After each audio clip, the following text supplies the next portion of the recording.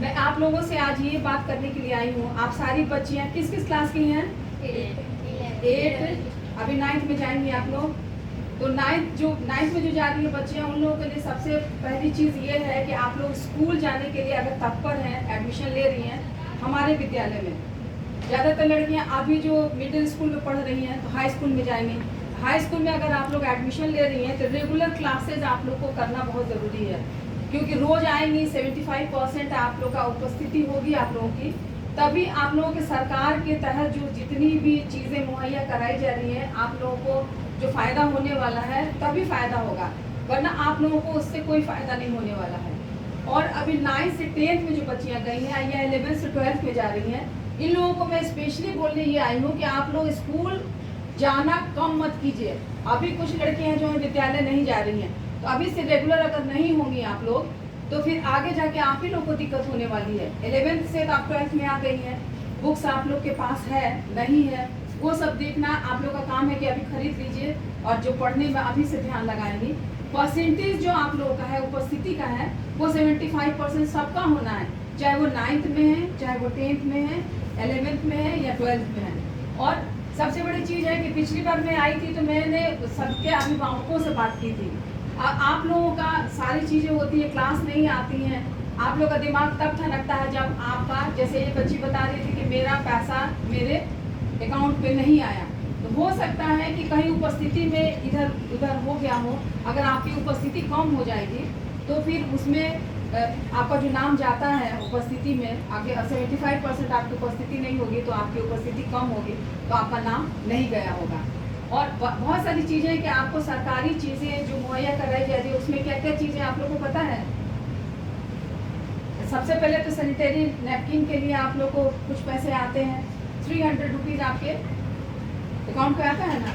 1500 रुपये आपके ड्रेस के लिए मिल रहा है।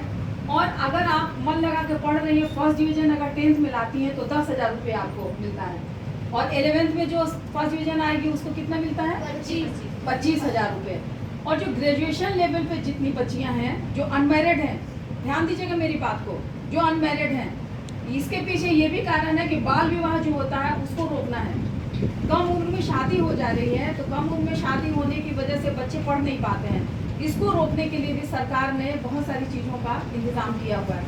अगर अनमैरिड लड़कियां ग्रेजुएशन पास कर रही हैं तो उनको सीधा 50,000 रुपये मिलता है। और समय समय पे जो छात्रवृत्ति की योजना है वो 1 क्लास से लेके आपको 12th क्लास तक है। बस उसके लिए आप लोग को मैंने जैसे बोला कान खड़ा करना पड़ेगा। कान खड़ा करके और दिमाग को ये लगा के आप ध्यान रखेंगे कि सब आपको पता करना पड़ेगा कि छात्रवृत्ति की परीक्षा कब हो रही है। आप छात्रवृत्ति में जब पढ़ेंगी, जब छात्रवृत्ति का एग्ज़ाम देंगी पढ़ के, उसमें जब पास करेंगे तो आपको छात्रवृत्ति हर साल मिलता है। तो उसमें हर क्लास के हिसाब से अलग अलग रुपए की बात है। तो इन सब चीज़ों पे आपको ज़रूर ध्यान देना। और 75% आपका जो ये है उपस्थिति है उसको आपको बरकरार रखना है। अब ये नहीं कि एक दिन जा रहा है, दूसरे दिन नहीं जा रहा है, फिर तीसरे दिन जा रहा है। बीच में हो गया था कि रेगुलर 3 दिन जो नहीं आएगी तो उसका अटेंडेंस काट दिया जाएगा। तो बच्चे क्या करते थे होशियारी, एक दिन जाते थे, एक दिन नहीं जाते थे, फिर एक दिन जाते थे, 2 दिन नहीं जाते थे। तो ये नहीं करना है। इसमें आप ही लोगों की, मतलब आप ही लोगों को घाटा हो रहा है ना बेटा। अगर क्लास नहीं करेंगी, स्कूल नहीं जाएंगी, ऐसा तो नहीं है विद्यालय में हर सब्जेक्ट के टीचर हैं। अब हम लोग के स्कूल में, जिस स्कूल में पढ़ रही हैं आप लोग पढ़ रही हैं, आप नाम लिखाने जा रही हैं, श्री राम स्वरूप सिंह प्रोजेक्ट बालिका उच्च विद्यालय। जो भी विद्यालय हो, कोई भी स्कूल है जिसमें भी आप पढ़ रही हैं, उसमें आपकी उपस्थिति जरूरी है। और उसमें टीचर्स भी अभी बहुत आ गए हैं जो BPSC से Tier 1, 2, 3, 4 से जो आए हैं लोग।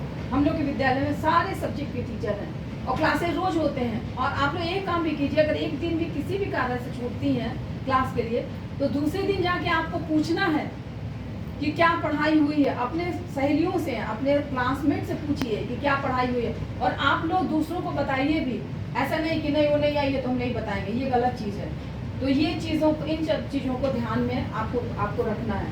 और एक चीज़ पे मैं और टॉपिक पे बात करना चाह रही थी, पर्सनल हाइजीन में बच्चियों को जो सैनिटरी नैपकिन वगैरह जो बांटा जा रहा है, दिया जा रहा है, तो आपके हाइजीन के लिए जो पुराने कपड़े आप लोग यूज़ करते हैं, अब पता नहीं, अब मुझे नहीं लगता कि कुछ लोग करते हैं, कुछ लोग नहीं भी करते होंगे। अब तो सैनिटरी पैड आ गया है, उसके जगह पर सैनिटरी पैड आप यूज़ करती हैं तो दिन भर में कम से कम 2 आपको चेंज करना होता है। तो हाइजीन के लिए दिया जा रहा है, सरकार की तरफ से वो दिया जा रहा है कि आप कपड़ा नहीं यूज करें, कपड़ा से गंदगी होती है। और सफाई में है कि दिन भर आप जब उसको यूज़ करती हैं तो विद्यालय में कहीं लगा हुआ, हम लोग के विद्यालय में भी लगा हुआ, उसमें जाके उसको ड्राई है, एक बॉक्स है, उसमें डाल दीजिए, स्विच ऑन कर दीजिए, वो जल जाता है। तो बहुत लोगों के दिमाग में है कि जलने से हमारे शरीर पे असर पड़ेगा, कुछ लोग होते जलाते नहीं है। ये सब कुछ नहीं, हम लोग साइंटिफिक तरीके से सब चीज़ तैयार किया गया। हम लोग किस देश में हैं, चंद्रमा पे पहुँचे जा रहे हैं और बातें ऐसी सी करते हैं कि महिलाओं को ये नहीं करना चाहिए, वो नहीं करना चाहिए। इन सब चीज़ों के लिए थोड़ा मैं आप लोगों के लिए आज लेके आई हूँ, एक विशेष कंपनी का है पैड, वो आप लोग को डिस्ट्रीब्यूट करने के लिए। तो मैं मंगवा लेती हूँ, उसको होल्ड कर दीजिएगा वहीं पर।